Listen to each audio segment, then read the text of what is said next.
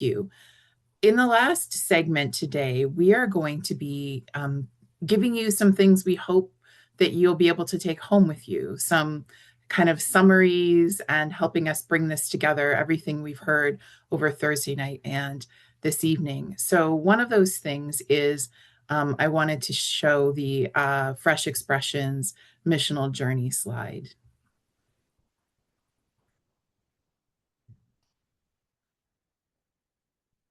Thank you. So some of you may be very familiar with this. For some of you, this may be new, and whatever your experience with it, that's okay. Stephanie Spellers gave us also a missional journey in 6 steps.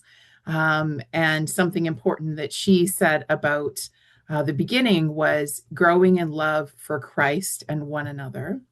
And yeah, I think that's an important thing. And many of the steps that she said also align with this model that we use in the Diocese of Niagara to talk with parishes about where they are in terms of creating sort of fresh expressions of community.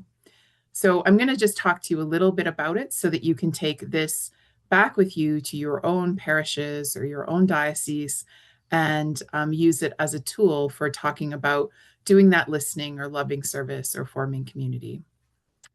So this isn't, as you've probably heard, this isn't a program.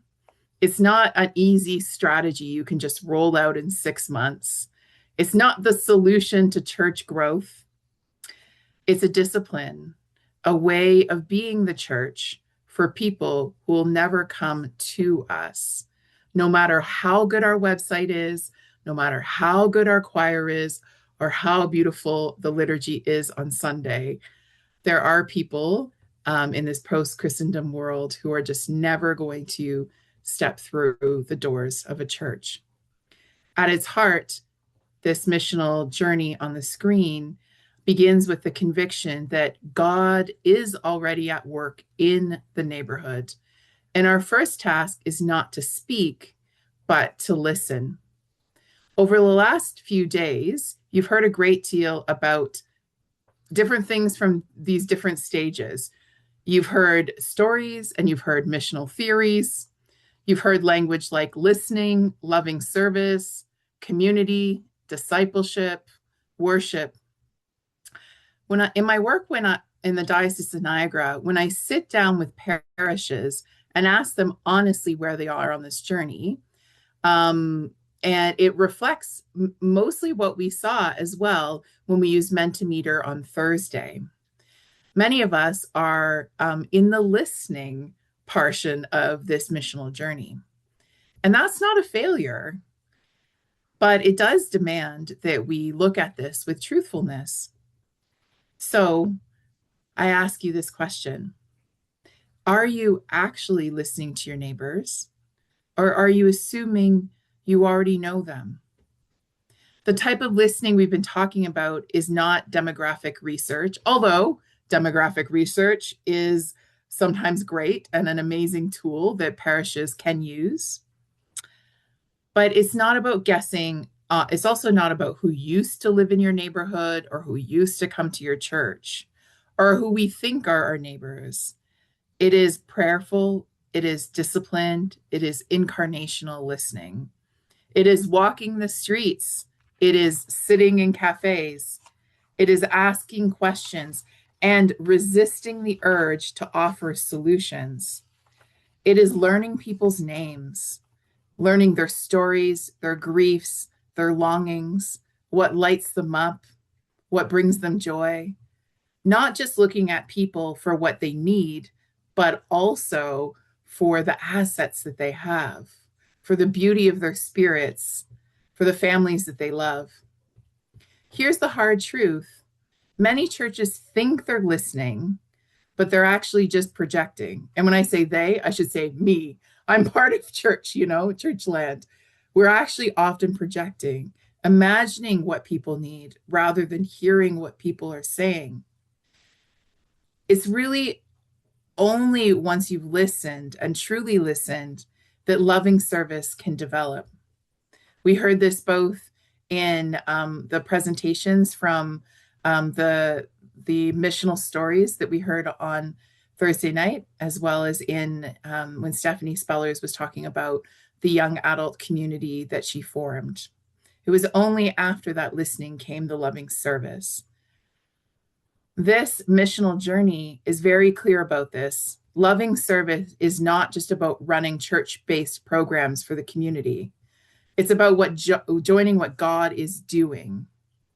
Yet many parishes do, yes, many parishes do extraordinary charitable work, and thanks be to God for that. But the type of loving service we've been talking about in this conference asks deeper questions. Are you serving with your neighbors or only for them or to them? Are you present in your community without an agenda? Are you responding to expressed needs, especially spiritual needs, not just the needs of the institution that you are trying to keep alive? This could look like partnering with local nonprofits rather than reinventing the wheel, sharing meals in homes instead of halls, creating space for meditation, art, discussions about grief, parenting, recovery, because people told you that they were hungry for meaning, not just religion. Loving service in this framework is not a means to an end. It is love, full stop. It's not about getting people to come to your church. It's about loving like Christ loved. And if no one ever comes to church from that listening and loving service, it is still faithful. But here's where we invite you to press a little further. If relationships are forming and trust is growing, community will likely naturally emerge. Not church community, but human community. Community that meets at times and places that make sense to the people involved. Community shaped by shared life, not church calendars. Community where belonging comes. And then conversations about faith. And only then and there does discipleship enter the picture. Not as a curriculum, not as a requirement, but as an invitation into following Jesus together. And sometimes out of that discipleship, worship emerges. Not always on Sunday mornings, actually, most often not on Sunday mornings, not always with pews or hymn books, but worship that is recognizably Christian, yet deeply contextual and genuinely owned by the community itself. So here's a question that I wanted to ask you. Where are you on this journey? It might not be where you wish you were, not where your parish profile says you are, but really thinking about where you truly are. And this is not about judgment.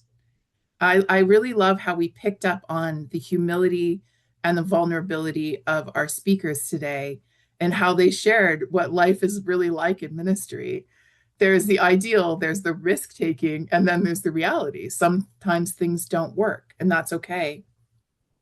Some of you are only beginning to listen. That's holy work. Some of you are deeply engaged in loving service, but have never imagined that community or discipleship would follow. Some of you may be stuck in doing good work, but afraid to name Jesus within relationships that already exist. We give you this image not to encourage you to rush forwards. This is a slow process.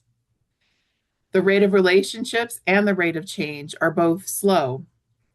We offer you this tool so you can take it home, pray about it, bring it to your parish if that's appropriate, and ask hopeful questions together.